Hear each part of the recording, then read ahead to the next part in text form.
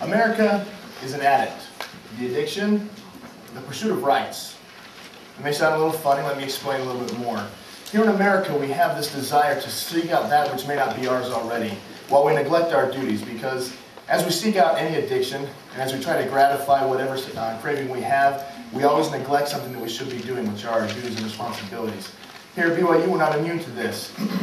For example, if I were to mention a couple of things in a group of BYU co-eds, see if I can get this PowerPoint to work. You might hear some topics if I mention the honor code of sideburns, hair length, modesty, and if you're lucky, maybe even some facial hair will pop up.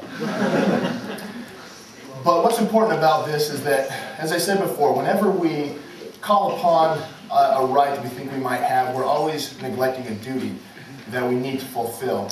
Now, as a student of BYU and also as an American citizen, I've seen this trend and it's kind of disturbing. So I'm going to talk a little bit about it today to help you understand a little bit more what we can do to avoid falling into this trap of this addiction. So I'll talk first about the Boy Scouts of America and compare it to the American Civil Liberties Union, two organizations that focus on different things. Then we'll talk about a couple of examples of what happens when you can go after only your rights and neglect your duties. And finally, a couple pieces of advice of how we can go on without only seeking our rights while fulfilling our duties. So, the Boy Scouts of America and the ACLU. The Boy Scouts of America was founded in 1910. Its goals are to instill character, citizenship, and fitness in youth.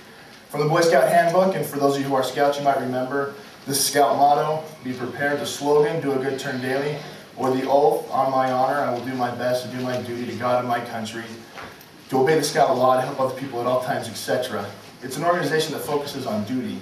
The ACLU, on the other hand, was founded for a noble purpose in the beginning, and that was to create and give civil liberties to those who did not already have them. But somewhere they got infected, and between then and now, they fight for rights which don't even exist. For example, in 2004, I was reading the ACLU website. They were suing a police officer for using pepper spray to subdue an aggressor. Now, this police officer didn't shoot the aggressor, didn't beat them. He merely used pepper spray to calm them down. And the police officer ended up losing the case because of it. Now, this is a small example and can be magnified. You might remember from the movie Liar, Liar, Jim Carrey plays a lawyer, and his secretary one day talking to him points out the fact that one day her friend was robbed, and the burglar in robbing the house injured himself. When he got out of the house, he ended up suing this house owner because he was injured while doing the robbery, and he won. This may be a far-fetched example, of course it's in cinema, but that's something that could happen where we can continue to seek only our rights while neglecting our duties. Because what about the duty of that police officer to enforce the law? What about the duty of that aggressor to obey the law? You can see what might happen.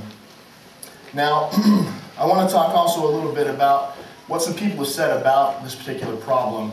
Patricia Holland, in her book written with her husband, Jeffrey R. Holland, mentioned the fact that if we take care of our responsibilities, our rights will take care of themselves.